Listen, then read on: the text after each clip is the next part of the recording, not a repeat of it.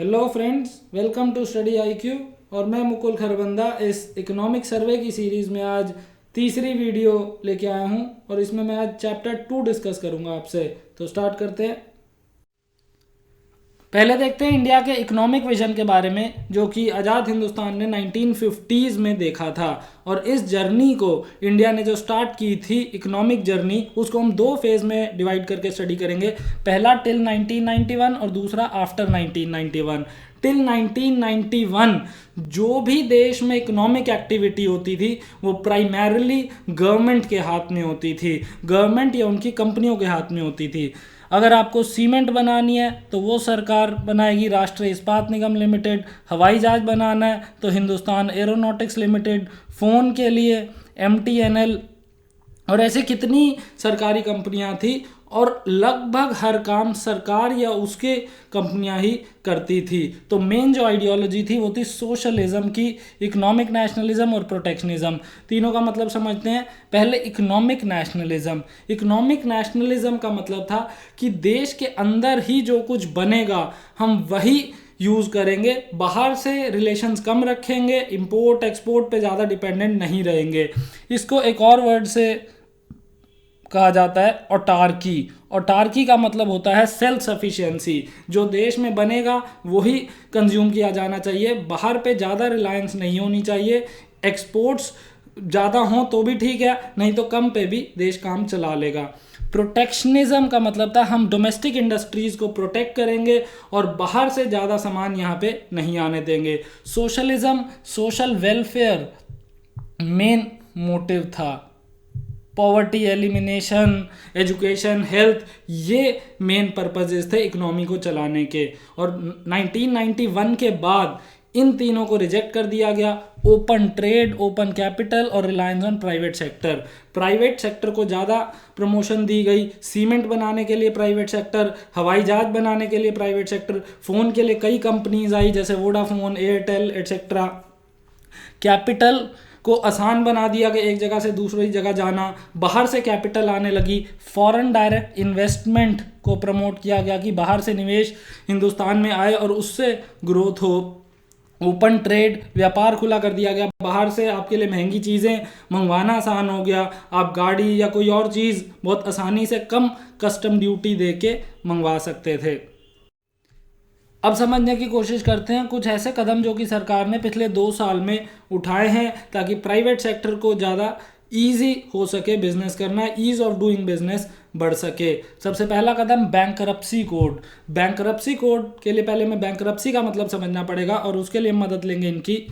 Suppose करिए इन्होंने बहुत सारा लोन ले लिया है हर जगह से, फैमिली से, फ्रेंड से, मनी लेंडर से, बैंक से या किसी और फाइनेंशियल कंपनी से। बहुत साल बाद इन्होंने देखा कि ये लोन नहीं चुका सकते हैं वापस, अपनी फाइनेंशियल ड्यूटीज़ को नहीं फुलफिल कर सकते, तो इनको कह दिया जाएगा इंसॉल्वेंट। अब जिन्होंने इनको उधार दिया था वो इनको ऐसे तो नहीं छोड़ेंगे, वो कोर्ट जाएंगे, लॉ से रिकॉग्नाइज करवाएंगे कि ये अपना पैसा नहीं दे सकते हैं। जब लॉ ये रिकॉग्नाइज कर लेगा, कानून की नज़र में आ जाएगा, कोर्ट को पता चल जाएगा कि ये अपनी ड्यूटीज़ नहीं फुलफिल कर सकते, तो ये कहलाएंगे बैंकरप्ट। ऐसा ही किसी कंपनी के साथ भी हो सकता है। वो भी हो सकता है कि घाटे में जा रही हो और अपनी फाइनेंशियल ड्यूटीज़ नहीं पे कर पा रही हो। उस सिचुएशन में उस कंपनी के लिए वाइंड अप करना बहुत मुश्किल हो जाता है। एक तो वो पहले ही अपना लोन नहीं चुका पा रही, घाटे में चल रही है। दूसरा, सरकारी नियम इतने सारे कि उसके लिए अपने आप को समेटना बहुत लगभग इम्पॉसिबल हो जाता था। तो उसको ईजी करने के लिए इंसॉल्वेंसी एंड बैंकरप्सी कोड पास किया गया। Insolvency and bankruptcy code exit आसान करता है कि अगर कोई कंपनी घाटे में है तो आसानी से अपने आप को वाइंड अप कर सके। दूसरा बड़ा कदम जो कि पिछले 2 सालों में उठाया गया वो था monetary policy framework agreement. RBI के साथ गवर्नमेंट ने साइन किया और इस एग्रीमेंट में ये लिखा गया कि इन्फ्लेशन यानी कि महंगाई दर 2% से 6% के बीच में रहना चाहिए। RBI पूरी ये कोशिश करेगा कि इन्फ्लेशन 6% से ज़्यादा ना हो, 2% से कम ना हो। तो ये रेंज याद रखिएगा, बिटवीन 2 to 6%। तीसरा बड़ा कदम जो कि पिछले 2 साल में उठाया गया वो था आधार कानून को पास करवाना। और इस कानून में ये लिखा कि जो भी सब्सिडीज सरकारी खजाने से कंसोलिडेटेड फंड से निकलेंगी उनके लिए आधार का इस्तेमाल किया जा सकता है। और क्योंकि ये सब्सिडीज़ कंसोलिडेटेड फंड से निकले हुए पैसे से इस्तेमाल होंगी, तो इसके लिए इस आधार कानून को याद रखिएगा, ये कई क्वेश्चन पूछा जा सकता है, मनी बिल ला के पास करवाया गया था। तो आधार कानून भी एक काफ़ी बड़ा कदम था जो कि पिछले 2 साल में उठाया गया। और लास्ट है जीएसटी सभी इनडायरेक्ट टैक्सेस को मिला के एक टैक्स बना दिया गया और वो था गुड्स एंड सर्विसेज टैक्स। और ये goods and services tax ease of doing business की और काफ़ी बड़ा कदम है, बिजनेस करना काफ़ी आसान करेगा, क्योंकि हमें अब बहुत सारे टैक्स ना देके सिर्फ एक टैक्स देना पड़ेगा, बहुत सारे डॉक्यूमेंटेशन नहीं होगी। अब जो भी रिफॉर्म्स अभी तक हमने देखे 1991 के बाद से, उनको असेस करने की कोशिश करते हैं और देखते हैं कि देश पे क्या असर पड़ा। पहला फैक्टर जिस पे हम असेस करेंगे वो है ओपननेस टू ट्रेड, और दूसरा ओपननेस टू फॉरेन कैपिटल, कितना बाहर से कैपिटल आने लगी, पैसा आने लगा, निवेश आया ताकि देश की तरक्की हो। और तीसरा पब्लिक सेक्टर आज भी कितना डोमिनेंट है। तो स्टार्ट करते हैं। अब पहले फैक्टर पे देश की इकोनॉमिक प्रोग्रेस को असेस करने की कोशिश करते हैं, और वो पहला फैक्टर है ओपननेस टू ट्रेड, कि देश के इंपोर्ट और एक्सपोर्ट कितने बढ़े या घटे पिछले कुछ सालों में। ब्लू कलर में चाइना है इस ग्राफ में, और रेड कलर में इंडिया है। अब अगर दोनों का कंपैरिजन करें तो चाइना के इंपोर्ट और एक्सपोर्ट्स, यानी कि चाइना का total trade to GDP ratio अब देखोगे बढ़ रहा है और इंडिया से काफ़ी ज़्यादा है। पर एक पॉइंट पे आके इंडिया ने चाइना को trade of goods and services to GDP ratio में सरपास कर दिया है। इंडिया चाइना से आगे निकल सकता है। इस जोन में आप देख सकते हो रेड वाली लाइन चाइना की लाइन जो कि ब्लू कलर की है उससे ऊपर जा रही है। तो इंडिया का trade to GDP ratio China से ज़्यादा हो गया है, और ये काफ़ी हद तक इकोनॉमिक रिफॉर्म्स की वजह से हुआ है। हमने इंपोर्ट और एक्सपोर्ट पे रिस्ट्रिक्शंस हटाई 1991 के बाद से, तभी ये मुमकिन हो पाया है। अब दूसरे पैरामीटर पे इंडिया के इकोनॉमिक रिफॉर्म्स को असेस करने की कोशिश करते हैं, और दूसरा पैरामीटर है ओपननेस टू फॉरेन कैपिटल, कि इंडिया फॉरेन कैपिटल के लिए कितना खुला हो पाया है, बाहर से इन्वेस्टमेंट कितनी आसानी से इंडिया में आ सकती है। और इसको जज करने का सबसे सही तरीका है कि एफडीआई हम देखें कितने अमाउंट की किस समय पे आई है, फॉरेन डायरेक्ट इन्वेस्टमेंट कितना आया है इंडिया में। अब इस ग्राफ से देख सकते हो फॉरेन डायरेक्ट इन्वेस्टमेंट धीरे धीरे बढ़ता गया है, और रीसेंट ईयर्स में तो काफ़ी ज़्यादा तेज़ी से आगे बढ़ा है, ज़्यादा निवेश विदेशी आने लगा है इंडिया में। अप्रैल टू सितंबर 6 महीनों में एफडीआई 21.7 बिलियन आया इस साल, और जबकि पिछले साल यही इन्वेस्टमेंट लगभग 16.6 बिलियन था, यानी कि 16.6 बिलियन से लगभग 21.7 बिलियन डॉलर इन्वेस्टमेंट बढ़ गया। और ये अगर हम कैलकुलेट करेंगे तो लगभग 30% की बढ़ोतरी है। तो 6 महीने में 30% की बढ़ोतरी हुई है। अब असेस करने की कोशिश करते हैं रिफॉर्म्स को तीसरे पैरामीटर पे, कि किस एक्सटेंट तक इंडिया में पब्लिक सेक्टर डोमिनेट करता है, पब्लिक सेक्टर कंपनीज आज कहाँ पे लाई करती हैं। तो उसके लिए हम कई देशों में कंपेयर करेंगे, और इंडिया, चाइना, रशिया, ब्राज़ील जैसे इमर्जिंग इकोनॉमीज़ के क्रॉस कंपेयर करने की कोशिश करेंगे। पहले कुछ पीएसयूज देख लेते हैं जो कि दुनिया में है। ब्राज़ील में जैसे हो गई पेट्रोब्रास, ये ऑयल इंडस्ट्री से रिलेटेड है। चाइना में हो गई CNPC, Chinese national petroleum corporation. Russia में एटॉमिक एनर्जी के लिए हो गई रोसेटॉम, और इंडिया में तो कई सारी है, ओएनजीसी, सेल, भेल,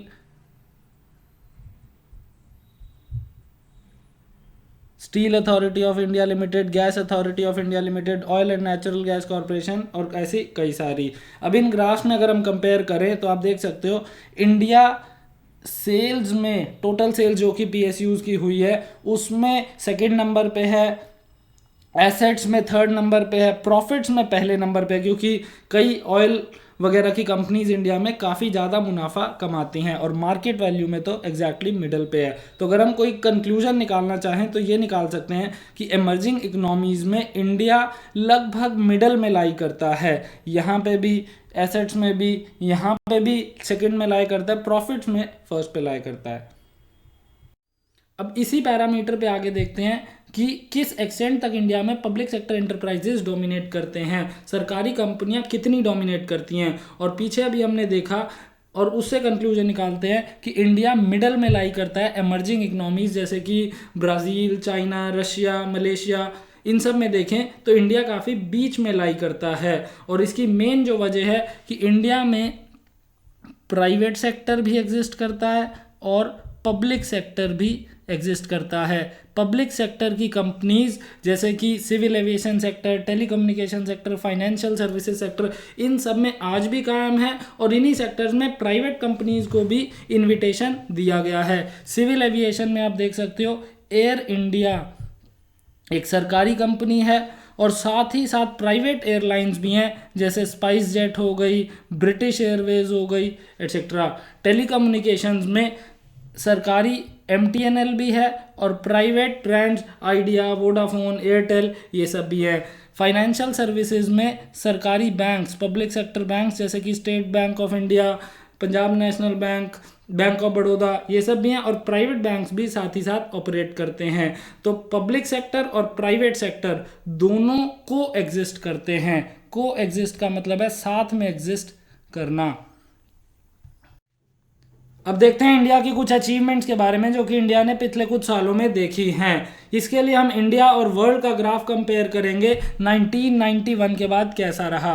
रेड में है इंडिया और ब्लू में है वर्ल्ड और दोनों की हम GDP ग्रोथ रेट कंपेयर कर रहे हैं। ध्यान से देखिए 1991 में इंडिया लगभग 1% ग्रोथ रेट पे था और अब 2016 में बढ़ते बढ़ते लगभग 7% ग्रोथ रेट पे पहुंच गया है। मैंने आपको लास्ट वीडियो में बताया था कि इस साल 7% लगभग GDP ग्रोथ रेट रहने का अनुमान है और यही हम अगर पूरी दुनिया के लिए देखें तो 1991 में GDP ग्रोथ रेट था लगभग 2% और अब मैंने आपको लास्ट वीडियो में बताया था कि ग्रोथ रेट जो होने की का अनुमान है वो है लगभग 3.1%। तो दुनिया के कंपैरिजन में इंडिया काफ़ी तेज़ी से ग्रो किया है पिछले 25 सालों में 1991 के इकोनॉमिक रिफॉर्म्स के बाद से। और ये अचीवमेंट और बड़ी हो जाती है जब हम ये देखते हैं कि इंडिया ने फुल्ली डेमोक्रेटिक पॉलिटिकल सिस्टम में लोकतंत्र को बचाते हुए ये ग्रोथ रेट अचीव किया है। दुनिया में कई देशों ने इतना ग्रोथ रेट अचीव किया है पर लगभग उनमें से सभी ने मिलिट्री शासन के दौरान या फिर तानाशाही के दौरान ये अचीव किया है। डिक्टेटरशिप, मिलिट्री रूल, ये सब इंडिया में पोस्ट इंडिपेंडेंस नहीं हुआ है। बाकी कई देशों में हुआ है जिन्होंने इंडिया के लगभग कंपेरेबल ग्रोथ रेट अचीव किया। अब देखते हैं उन दो रास्तों के बारे में जो कि आमतौर पे दुनिया के अलग अलग देशों ने इकोनॉमिक प्रोग्रेस के लिए अपनाए हैं। The two pathways that countries across the globe have taken for their economic progress.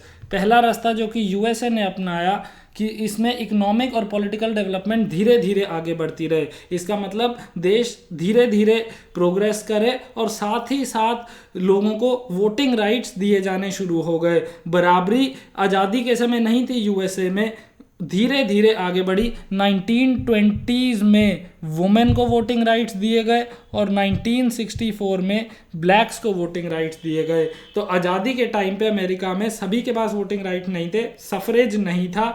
धीरे धीरे जैसे जैसे कंट्री में इकोनॉमिक डेवलपमेंट हुई वैसे वैसे पॉलिटिकल डेवलपमेंट भी अचीव की गई। दूसरा तरीका जो कि कोरिया, चाइना, सिंगापुर और इंडोनेशिया जैसे देशों ने अपनाया कि शुरुआत में उनमें अथॉरिटेरियन फॉर्म ऑफ गवर्नमेंट थी और धीरे धीरे जैसे जैसे इकोनॉमिक डेवलपमेंट हुई वैसे वैसे उन्होंने पॉलिटिकल ट्रांसफॉर्मेशन किया और अथॉरिटेरियनिज्म से डेमोक्रेसी की ओर बढ़ने लगे। आर्थिक विकास के साथ साथ तानाशाही से डेमोक्रेसी की ओर बढ़े और ये सब काम धीरे धीरे हुआ। कोरिया में भी डिक्टेटर थे, चाइना में माओ थे, सिंगापुर में ली कुआन यू थे और इंडोनेशिया में सुहार्तो थे। ये सभी के सभी डिक्टेटरशिप या मिलिट्री रूल के अंडर थे और ग्रेजुअली इन्होंने जैसे जैसे इकोनॉमिक प्रोग्रेस हुई देश में, पॉलिटिकल ट्रांसफॉर्मेशन अचीव करते गए और डेमोक्रेसी की ओर बढ़ते गए। इंडिया का रास्ता इन दोनों से ही अलग था। इंडिया ने आज़ादी के समय में ही इकोनॉमिक डेवलपमेंट स्टार्ट की और उसी समय 1950 में ही यूनिवर्सल फ्रेंचाइजी दे दिया सभी को। पूरी दुनिया में जब इक्वालिटी नहीं थी तब यहाँ पे कॉन्स्टिट्यूशन ने यूनिवर्सल सफरेज को एक इम्पॉर्टेंट फीचर रिकॉग्नाइज किया और सभी को वोटिंग के राइट्स दिए गए। अब देखते हैं कुछ चैलेंजेस के बारे में जो कि देश में इतनी इकोनॉमिक प्रोग्रेस और इतनी इकोनॉमिक ग्रोथ के बावजूद भी अभी भी बने हुए हैं। पहला, डाउट्स रिगार्डिंग प्राइवेट सेक्टर, कि निजी क्षेत्र से संबंधित अभी भी सरकार के मन में डाउट्स हैं कि उनको कितना प्रमोट करना चाहिए, प्राइवेट कंपनीज को कहाँ रोकना चाहिए और कहाँ पे प्रमोट करना चाहिए। दूसरा सबसे बड़ा चैलेंज है वीक स्टेट कैपेसिटी, कि सरकार की अभी क्षमता उतनी नहीं हो पाई है कि पुअर के लिए, मार्जिनलाइज्ड के लिए, वुमेन के लिए, बच्चों के लिए काम कर सकें। और तीसरा, इनएफिशिएंट रीडिस्ट्रीब्यूशन, सरकार पैसा एक तो कलेक्ट कम कर पाती है रिच से और पुअर को दे कम पाती है, बीच में इनएफिशिएंसीज बहुत सारी हो जाती हैं रिच से पुअर तक रीडिस्ट्रीब्यूशन सरकार के करने में, और इसको डिटेल में आने वाली स्लाइड्स में देखेंगे। पहले देखते हैं पहले चैलेंज के बारे में, जो कि कहता है कि सरकार के मन में अभी भी काफ़ी डाउट्स हैं कि प्राइवेट सेक्टर को कितना प्रमोट करना है और कहाँ पे लिमिट करना है। और 4 सेक्टर्स में स्टडी करेंगे, civil aviation, public sector banks, fertiliser और एग्रीकल्चर। सिविल एविएशन सेक्टर में आमतौर पर सभी इकोनॉमिस्ट्स का ये मानना है कि एयरलाइंस प्राइवेट सेक्टर को चलानी चाहिए, सरकार को उसमें दखल नहीं देना चाहिए। और इन सब के बावजूद एयर इंडिया, जो कि एक सरकारी कंपनी है, इसको प्राइवेटाइज करने में अभी सरकार सक्षम नहीं हो पाई है और ये कई सालों से नुकसान में चल रही है। पब्लिक सेक्टर बैंक जिनमें कई एनपीएज हो चुके हैं, नॉन परफॉर्मिंग एसेट्स काफ़ी बढ़ चुके हैं, उनका नुकसान काफ़ी बढ़ चुका है इस वजह से, और फिर भी उनके बारे में जब भी कोई प्राइवेटाइजेशन की बात होती है तो सरकार को कई दिक्कतें झेलनी पड़ती हैं। फर्टिलाइज़र की सरकार की लगभग कंपनियां घाटे में हैं और खेती में, एग्रीकल्चर में APMC, agricultural produce marketing committee, ये आज भी कई स्टेट्स में है और इनकी वजह से किसानों को सिर्फ कुछ स्पेसिफाइड मंडी में अपना सामान बेचना पड़ता है, कुछ खास मंडियों में अपना सामान बेचना पड़ता है, खुले बाजार में वो अपना सामान नहीं बेच पाते और ज़्यादा प्राइसेस नहीं ले पाते, जिससे किसानों को काफ़ी नुकसान होता है। दूसरा सबसे बड़ा चैलेंज है स्टेट कैपेसिटी। सरकार की क्षमता अभी भी काफ़ी कम है, सरकार के पास बहुत कम फंड्स हैं जिससे कि वो मदद कर सके, हेल्थ सर्विसेज पुअर के लिए अच्छी कर सके, अच्छी शिक्षा दे सके गरीबों को। और ये सब ना होने से, सरकार की क्षमता कम होने से, सरकार के पास कम पैसे होने से देश को काफ़ी नुकसान होता है। पर यही इकोनॉमिक सर्वे ये भी मेंशन करता है कि ये वीक स्टेट कैपेसिटी होने के बावजूद कई एक्सेप्शंस हैं, कई स्टेट्स ने काफ़ी अच्छा परफॉर्मेंस अचीव किया है। फॉर एग्जांपल छत्तीसगढ़ और बिहार में पीडीएस काफ़ी अच्छा है। पब्लिक डिस्ट्रीब्यूशन सिस्टम में इंफॉर्मेशन टेक्नोलॉजी का काफ़ी इस्तेमाल किया गया है राशन की दुकानों पे, ताकि ऊपर से जो पैसा चले वो सही से सही जगह पर पहुंच सके।